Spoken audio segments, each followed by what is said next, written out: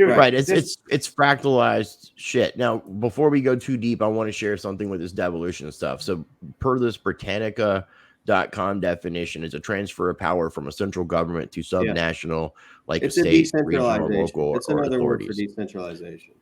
So, what's interesting about that, though, and some people haven't taken this into consideration, some people have. And this is just my personal opinion and thoughts on this, because when I hear the word devolution, I also, kind of think about de-evolution, which is, another factor. But that's not what we're referring to here. That's when Cliff High was talking about it. That's why I wasn't sure like where he was relating to the devolution stuff. But per the definition, with what happened with the Supreme Court overturning Roe versus Wade, not just that. In my opinion, I don't have a problem. I don't have a bark in the fight at all. I don't even see why people are being divided, because what happens is this puts the power back into the state. This is actually devolution. This is an example of devolution. Now, they haven't done it on a federal level with like cannabis yet, but that could be coming. Now, here's the thing. If you don't like what's going on in your state, then you need to start making a difference. And it's easier, I feel, to make an impact of change on a local level and a state level. And this gets everything back to bottom up versus top down. So that's kind of my thought process with the devolution thing.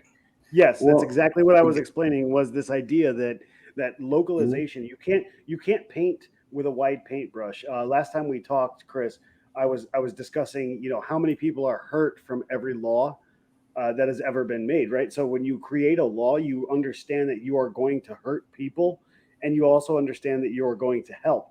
And there's this, obviously in the age of data and the fact that we could track just about everything, you're going to be able to find this happy medium, right?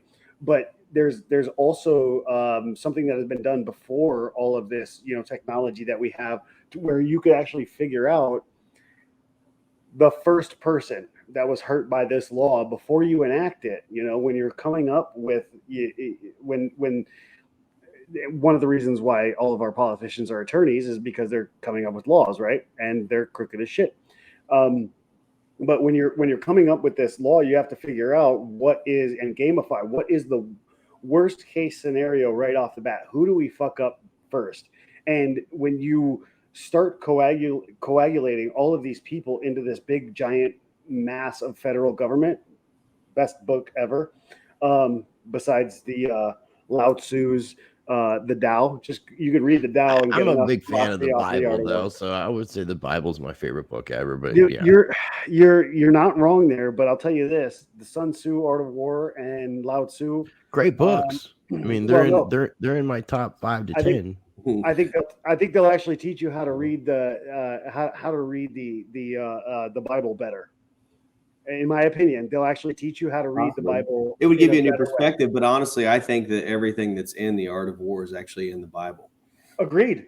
That's my point exactly. So when you look at all of the things regarding any battle that had ever happened, David and Goliath, all of these things, like if you outlawed rocks, you would never have David and Goliath, right? Right. And you could see how even the smallest stone that was a setup in Braveheart, one of the most revolutionized, or revolution based movies ever, was this idea of a small rock defeating the big rock.